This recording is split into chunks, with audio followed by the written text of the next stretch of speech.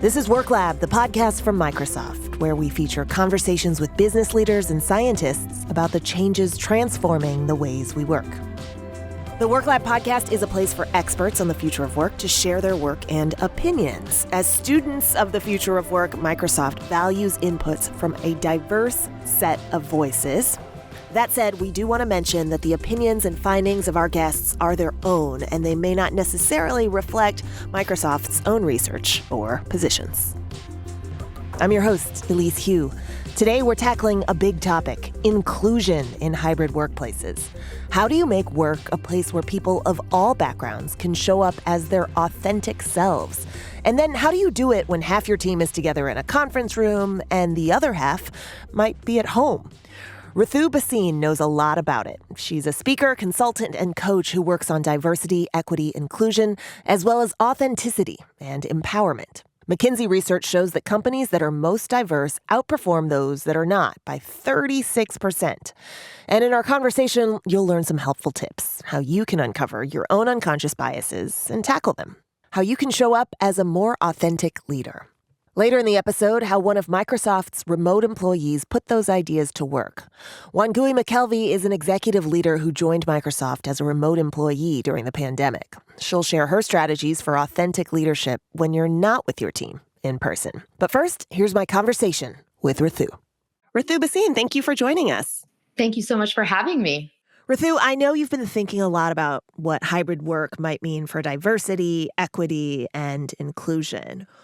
Where do you see potential bias to emerge? So I'm so glad you raised this, Elise, because I am calling this the DEI conundrum. And the conundrum is the following. There is a real career advantage to working in person over working remotely. Okay. There is a lack of equity between in-person and remote working experiences. We know that when you work more in person, and especially when your leaders are working in person as well, it gives you heightened access to power, profile, influence, resources, visibility, proximity in the workplace. Like the mere fact that you run into your leader and your leader sees you and you get to smile and laugh in person. Right. And they get to see all angles of your face as opposed to a 2D on a video screen. You've just literally exchanged emotional energy with the person, with your leader, with another team member, and they're reminded about how much they like you. And they get to then take that away. Recency primacy bias, where then when a project comes in, like they just saw you and you're the first to pop into their mind. Plus proximity bias, like you're in my midst, I like you more. Plus the resurgence of the bias that in-person workers are more productive. There's scads of research out there that says that people are just as productive, if not more productive, when they work from home. But there's that resurgence of that bias. So the DEI conundrum is that if you work more in person, there are real actual benefits. But here's the rest of the conundrum. At the same time, we know that many professionals from equity-seeking communities want to work remotely, even though there's heightened benefits of working in person.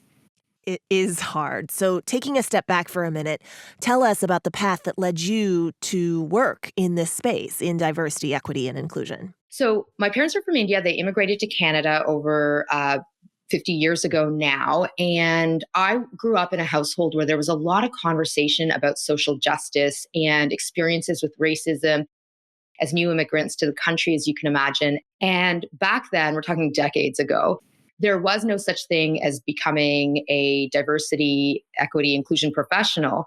So I decided to become a lawyer.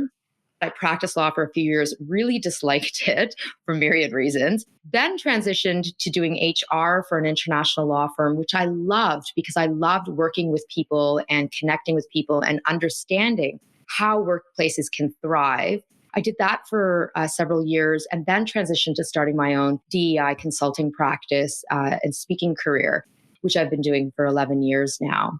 So it was a winding path that brought me to where I am today, but really enabled me to see workplaces and people from myriad angles. And you mentioned that you had experiences of race and identity quite young, like many of us children of immigrants. How did you first come to understand your racial identity, and how has that shaped you?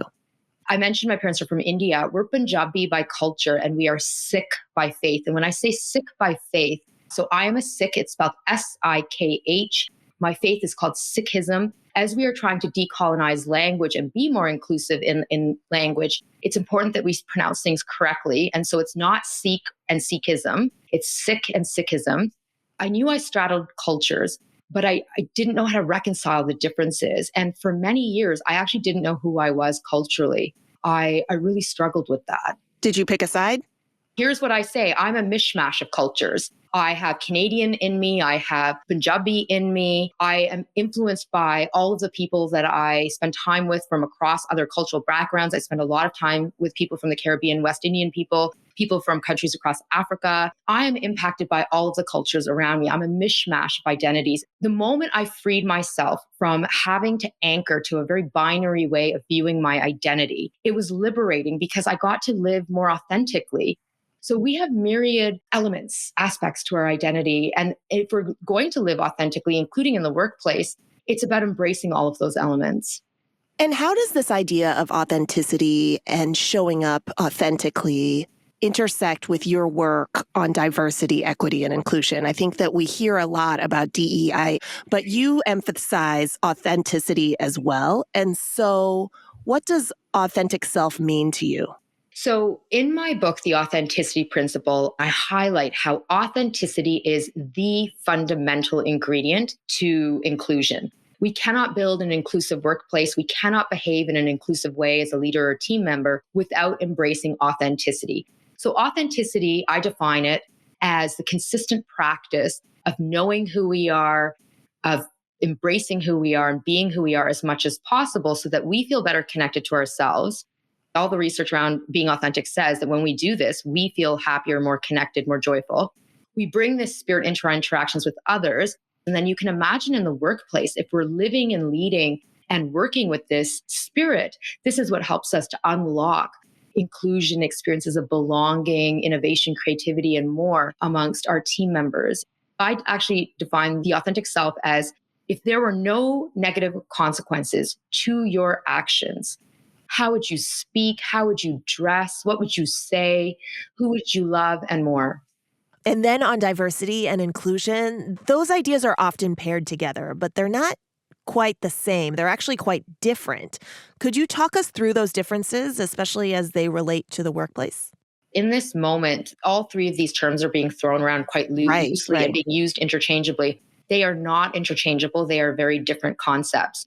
Diversity is about the quantitative representation of difference. It's about what's the mix of people that you have in your midst. Like how many women do you have? How many Indigenous peoples? How many people from the LGBTQ plus communities? Inclusion is about the extent to which you feel like you can bring your whole true authentic self to work and still have equal access to opportunities.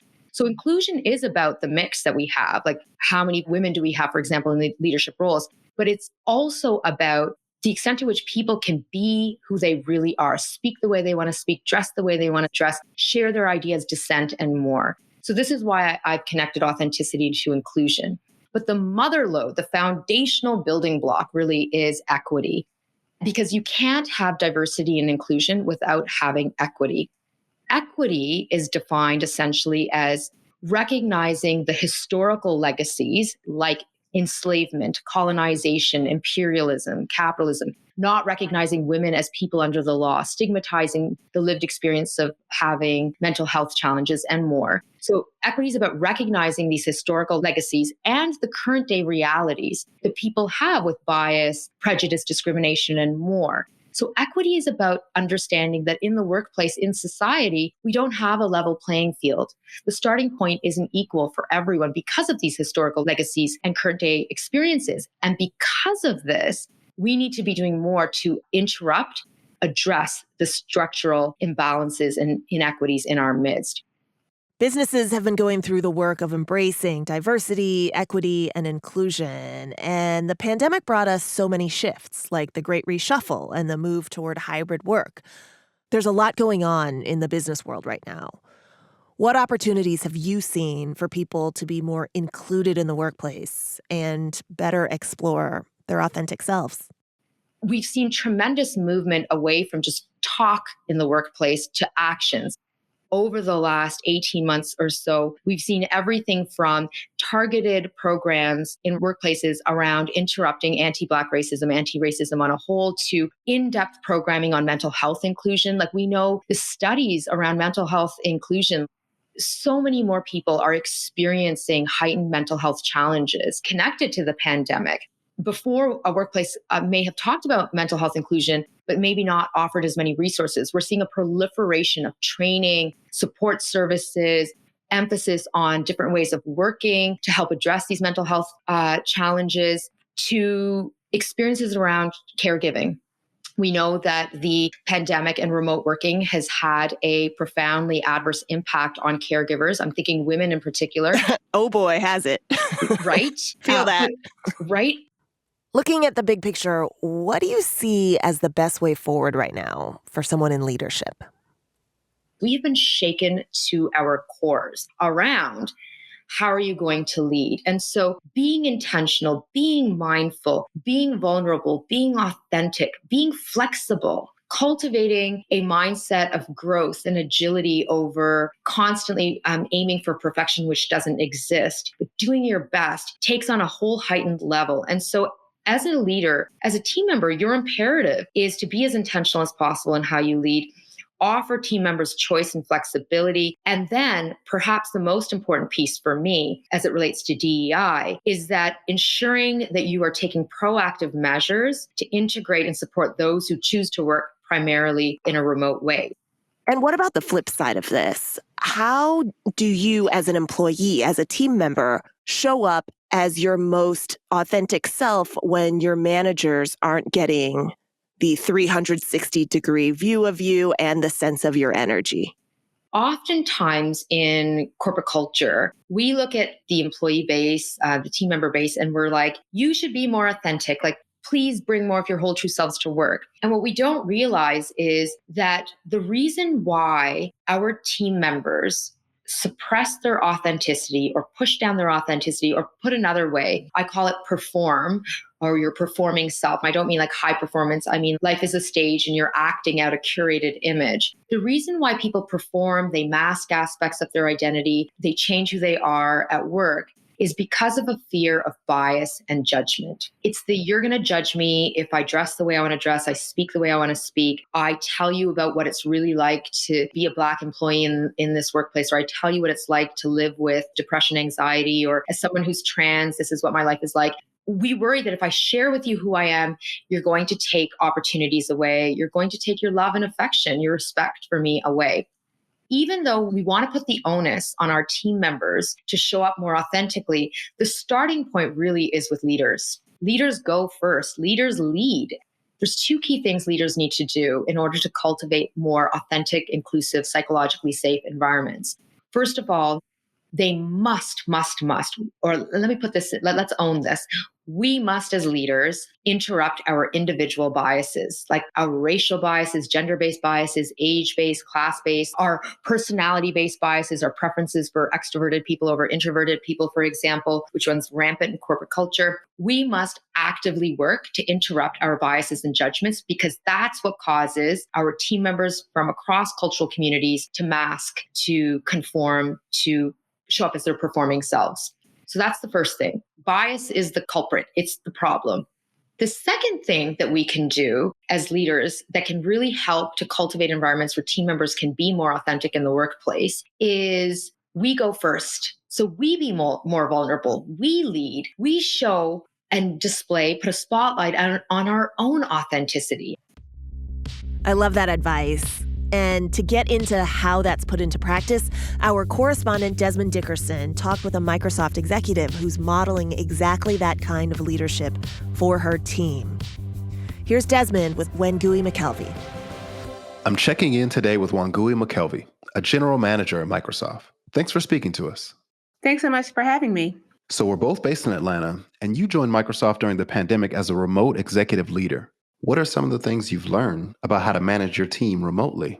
I just really try to just be myself and bring my whole self. You'll hear me talking about my kids interrupting my meetings, and my team already knows this as well, because especially my 5-year-old, she doesn't really respect the closed door. And so she'll just walk right in on me in a meeting, and then like they hear me having a discussion with her. It just makes it like, hey, this is the life that we're living. But yeah, it takes intentional effort, and it is something that you just have to work on. But I think it starts with just showing up as yourself and not taking yourself so seriously. So you went to Florida A&M, a historically Black college. Was diversity and inclusion, was that something that was on your mind even before you reached college? Yeah, it's a great question. I grew up in Washington, D.C., so it was a predominantly Black community when I grew up there. And so my first exposure to people that were non-Black was really as part of a program called Inroads that allowed me to have experience and exposure to different, groups and different communities. And as a result of my involvement with Inroads, I was an intern at the Washington Post from my senior year in high school all the way through college. And so that was really when I got my first sort of exposure to like, oh, right, this is like a whole new world for me. And this is going to be part of my life moving forward if I want to be in any type of corporate setting, and how to navigate this effectively, how to have sponsors and mentors. All of that I learned very early on. Right. And based on your own experience or folks you're talking to in your network, what do you think leaders most often get wrong about recruiting and retaining a more diverse pool of employees? They oftentimes go to the underrepresented groups in their organizations and expect them to go find all their friends, right? Like it puts the onus on the groups internally to go and find people, whereas it's not a systemic sort of like change in how we do things in order to increase the odds of getting more diverse talent into your organization. It's also not just HR's job. And it's not also just the hiring manager's job. It's everybody's job to be recruiters of the company.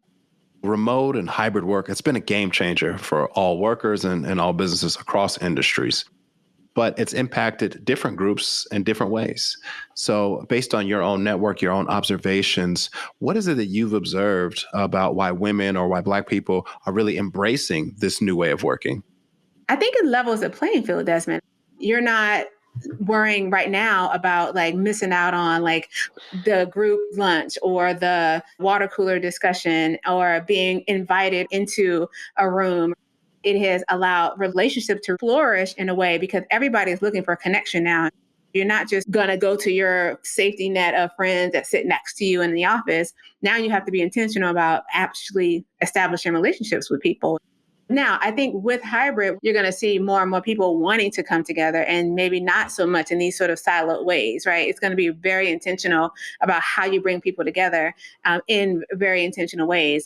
It's opened up a great opportunity for people to have some of these connections that they probably wouldn't have had before. Yeah, lots of really great ideas there. Thank you so much for joining us today, Wangui.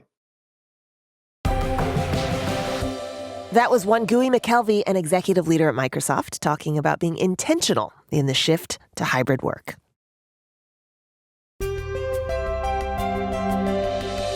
Rithu, to build on that, what else can leaders be doing to make sure they create a psychologically safe space and disrupt their biases?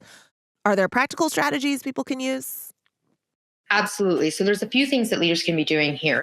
There is an excellent tool called Harvard's Implicit Association Test, or IAT, or the IATs for short. There are multiple tests that you can take tied back to gender identity, even appearance, racial identity, age, and more. And by taking Harvard's IATs, they're free, they're confidential, like you don't even need to put your email address in to get the results. It's the safest, easiest, fastest way for you to learn about what your unconscious biases are tied back to a range of cultural identities.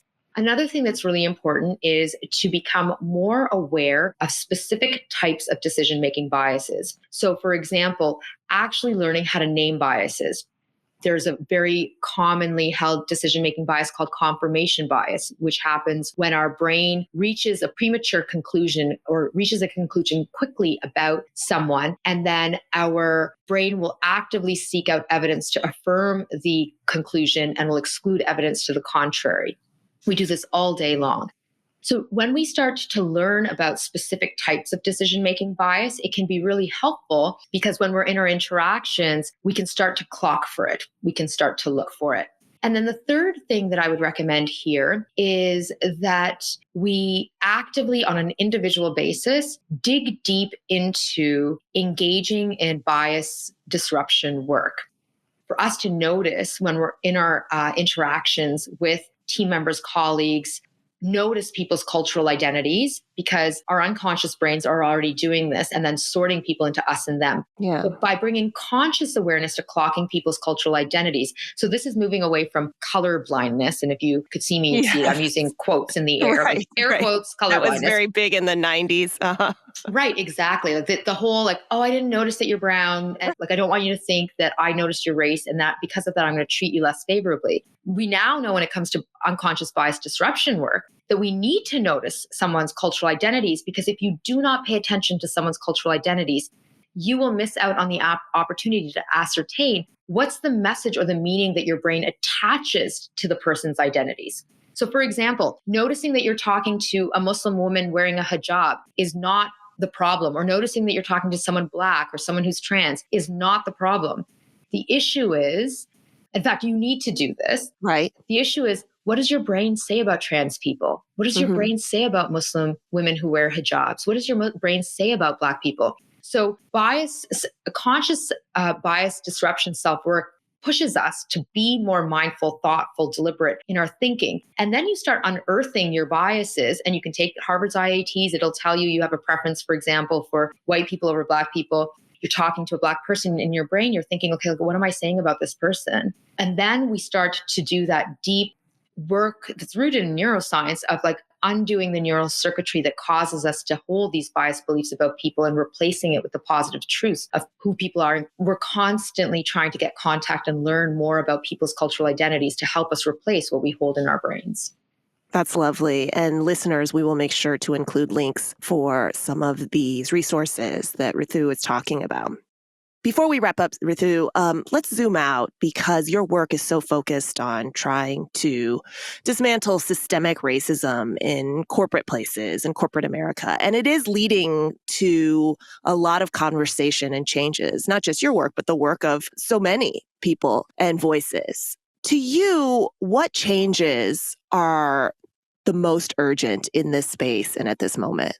I think individual ownership of how we behave is so important, but also taking a look at our systems, the ways in which we're recruiting, including remotely at this time, or allocating work, or tracking people's work, or calibrating talent, giving out feedback, mentoring, sponsoring, especially in this remote hybrid world. What are the systems and practices that we have put into place? And within these systems, are certain people receiving benefits and advantages that others aren't?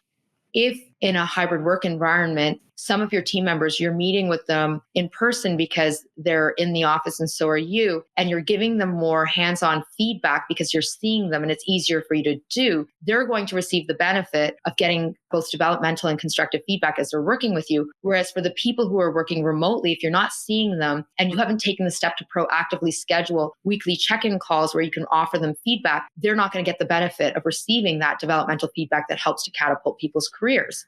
This should go without saying, but just to bring this all home for us, what is the why behind this work besides the social good? What's the business case for equity, inclusion, and diversity? So different people from across cultures around a table in and of itself does not unlock innovation and creativity. That's just diversity. Remember, we go back to the difference between diversity, inclusion, equity. Diversity is putting people around the table. Inclusion is about you feel safe to speak and you feel safe to share and you feel safe to dissent and more. So that different ways of thinking that are shaped by your experiences help to unlock innovation and creativity. This is what drives performance. It's what drives profitability. It's what drives enhanced employee engagement, feelings of belonging, loyalty, connection, vulnerability in the workplace. We know that when we have workplaces that are more diverse, inclusive, and equitable, there's a real financial benefit to it, plus the benefit of connection and meaning and purpose. Ritu Bhasin, she is a DEI speaker and consultant. Ritu, how can people find you online? I am very active on LinkedIn. You can connect with me there, or Instagram. Also, you can check out ritubhasin.com for a lot of the empowerment tools and strategies that I talked about today, and bhasinconsulting.com to learn more about our consulting services. Fantastic. That's where to find her. Ritu Bhasin, thank you so much. Thank you. You've been listening to the Work Lab podcast from Microsoft. There's a Work Lab digital publication too, where you can find a transcript of this very episode. Check out Microsoft.com/worklab for more insights about the future of work, and please rate us, review, and follow us wherever you listen. Work Lab is produced by Microsoft with Godfrey Dadditch Partners and Reasonable Volume. I'm your host, Elise Hu. Our correspondents are Mary Melton and Desmond Dickerson. Sharon Calander produces this podcast. Jessica Volker is the Work Lab editor. Thanks for listening.